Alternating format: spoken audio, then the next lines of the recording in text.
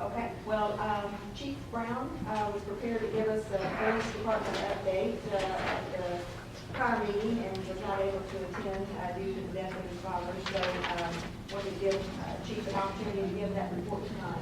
Thank you. Mayor and Council, just want to say thanks for the support and the kind words that came my way.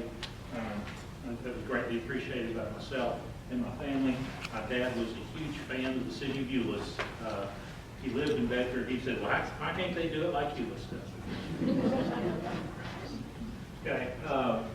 This kind of covers the last quarter of the year, and our times, we're really kind of proud of our police priority one time. We shaved about 3 seconds off of that. We're down to 72 seconds from the time the phone rings to the time we got police headed towards whatever location they need to be. The fire department, that says 1 minute and 4. That's a little deceiving because that dispatch time is for all their calls, not just their emergency stuff. We talk about uncommitted time, and we're at 45.5%, but I saw last month's statistics, and we were right at 50%. So as what we said, as we get more people out on the street, we're going to see that come back to us a little bit, and then we had a big jump last month. So anyway, we continue to watch that. Before you move on, would you take a second to explain those again? I know it's been quite some time since you explained the importance of that uncommitted time and what all of those mean. Certain. All these other blue, red, yellow, green, and the purple, they represent the things that the officers do. The primary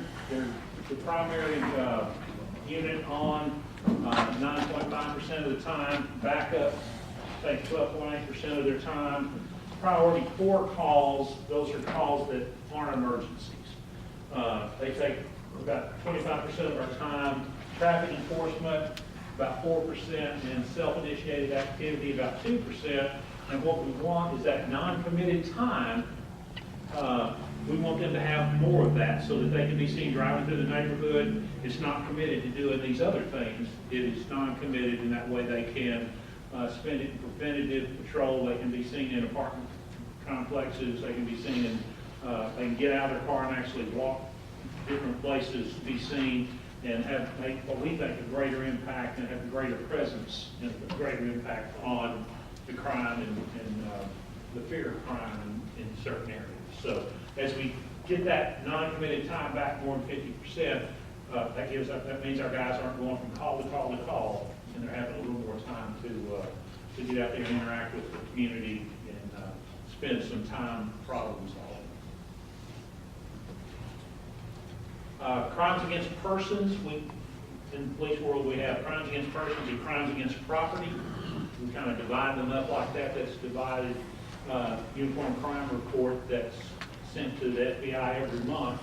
And what this shows is that October, November, we had an uptick compared to the previous year in crimes against persons, and then in December, we were actually lower. Now, that's even at our highest at 0.13, that's 0.13 per thousand.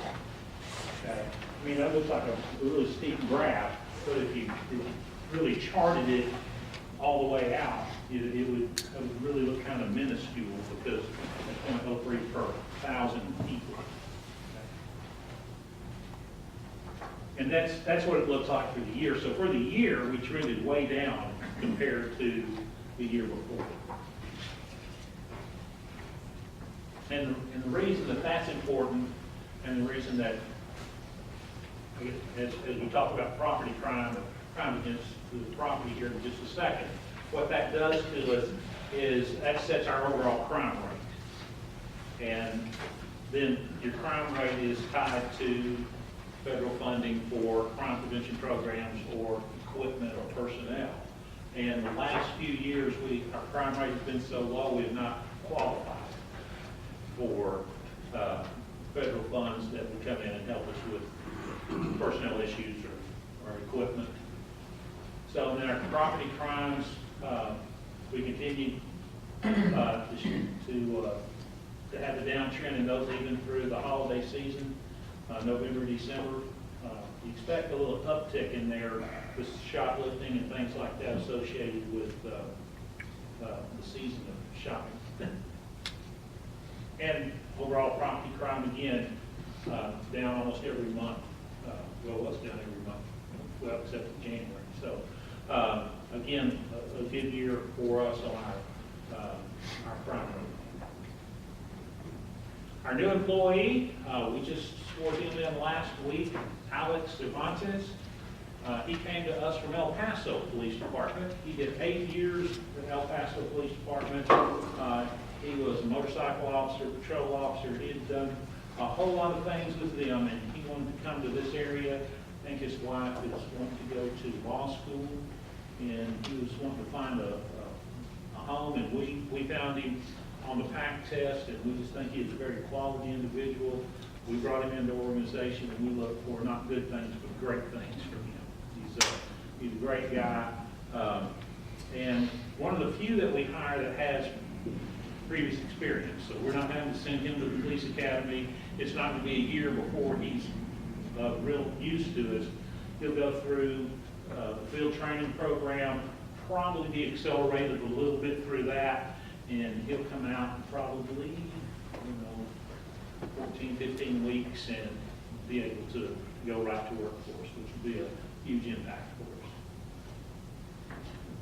Well, we got any questions? Chief, if you don't mind right quick, I've been hearing a lot of communications up and down Main Street with, what is the deal with third row seats being stolen out of Tahoe and Suburban?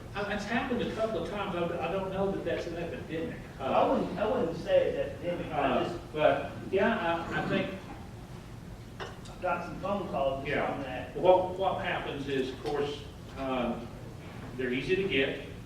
All they got to do is get in the door, then they can get them, and then they turn real quick. They're not marked with the identifying number of the car, so you can't tie the seat back to the car. So anyways, people can get them, grab them and go, and they can go to a flea market somewhere and sell them, or they can set up their little business on Craigslist and sell them, kind of like tailgates were on pickups a few years ago. Okay. So it's the same deal. It's quick, it's easy. Is there anything that citizens can do? Really what they can do is lock their vehicles, park them in the driveways. If they would mark the frame of that seat with their Texas driver's license number or something, so when we find it, we can get it back to them. What some of our patrol officers would do last year, a couple years ago, when it was tailgates, we might pull over a pickup truck that had 6 tailgates in the back of it. But there was no way to tie the tailgate back to a truck or to a person. But if there's some identifying number that we can get that back, get a hold of the victim at 3 o'clock in the morning and say, do you know where the third seat of your Tahoe is? I said, well, yeah, it's in my Tahoe. Well, really? And at that point, we have a real good ability to put these people in jail, hold them until we can conclude our investigation and top charge. Yes. On the crime rate going down, would you say that's evenly distributed all across the city, or is it? Well, evenly distributed. I mean, some's up or some are down. I mean, to say that, the north end of town and the far west end of town have the exact same crime rate. No, it's just an average of the city. But what we do with that information is, as we start taking those offense reports and we start seeing a trend, well, that's when we try to take our resources, our special crimes unit, our neighborhood officers, we hit with education, and we try to hit with some extra enforcement or some surveillance to see if we can have an impact on that, whatever that issue is. Is it also tracked at community levels as well? Well, it's tracked basically by our patrol districts. We can track it by our patrol districts. Like in our neighborhood, with that next door website. Right. I feel like because of the activity on the website, there's a perception that crime is up. But I think it's because there's a place to talk about it. Right. So I can't prove that. But it's my Well, what we can do is, now, when it comes to next door, we don't have the ability to monitor each one of those individual neighborhoods. We do have an administrative ability that we can go in and post information. And if that's something that you'd like for us to do, is go in there and just post some crime stats for that neighborhood and say, this is, you had 6 car burglaries last year, you had 6 this year, and it's not anymore, or just put out the real message, and that way it gets out. What a lot of time happens is that there'll be crime going on, but we don't get the call. And then they'll have, well, this happened, and this happened, and this happened, but we don't know about it. If we don't know about it, it's not reported, and it's not reported, then we're clueless that that's going on. But you got a lot of neighbors upset because they're being victimized, but no one's picked up the phone and called us and let us get out there and get involved. Chief Brown, you might also mention about crimesreport.com. Oh, yeah. Website. Yeah, there's a website, it's crimereports.com, and you can get to it off of our website. And what you can do is just go in there and pull up a map of the city, pull up whatever section of the city, street by street, if you want to go by that, and it will just give you a picture of crime throughout the city. And you can focus in on a specific neighborhood if you want to, or you can compare that neighborhood to another neighborhood. I mean, it's all there, and where that information comes from is straight off of our computer system. Our crimes reporting system, it dumps to that, I think, 2 o'clock in the morning every morning. So every day that is updated. So if there's a burglary of a motor vehicle on out trail, it will show up if it's reported. If it's not reported, it won't be there. And is it, Jeff, like you can go back a year or two? You can go back, I think, as far as 6 months, maybe a year, you might be able to go back a year. But it's a very helpful tool. We use it, and we have people, is this a good place to live? And we kind of direct them to that website and let them kind of look in. Because it'll show you what's going on across the street in Bedford, south into Fort Worth, too. It'll show you whatever you want to know about crime, reported crime. And that's sometimes a big deal. Chief, you mentioned about being able to get Alex from El Paso who came to training.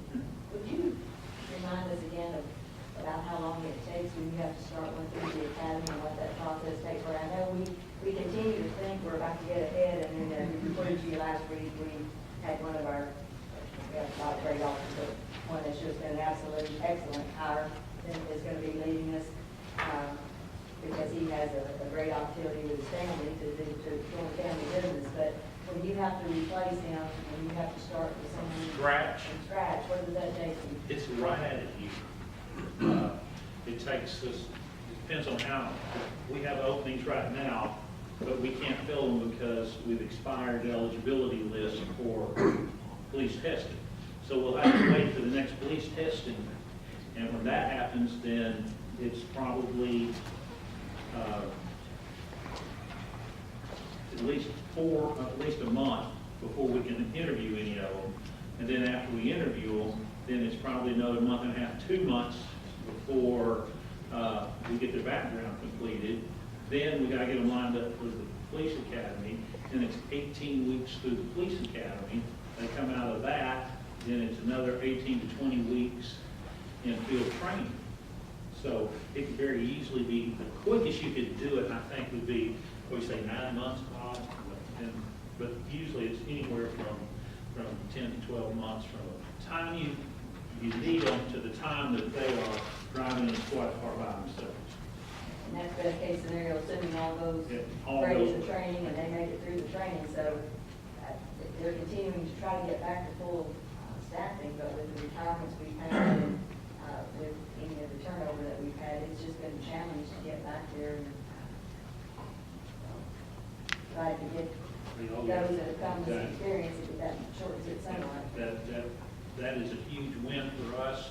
But I will tell you, it is our preference to hire and raise our own police officers.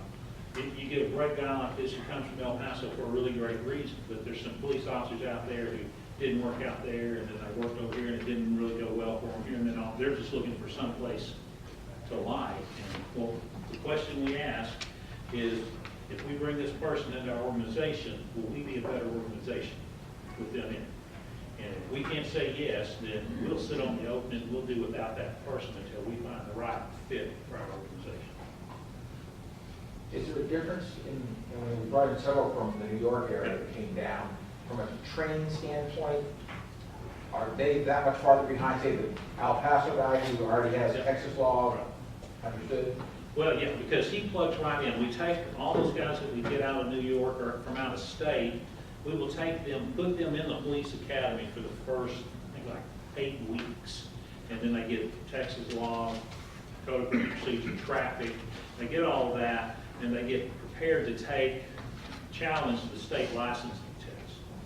And then we've been very successful with them taking that first 8 weeks, and they've all appreciated the fact that they got to go there. And then they go take the test, and then we pull them out of the academy after 8 to 10 weeks, and we plug them in. So it's a little bit of a lag, but not as bad as if we had to start from scratch.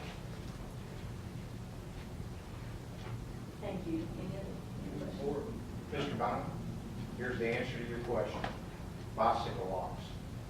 I did a deal. Okay. Had the same thing on tailgate thefts. Oh, yeah. There's real simple locks that you can put on the deal that pretty much stops that.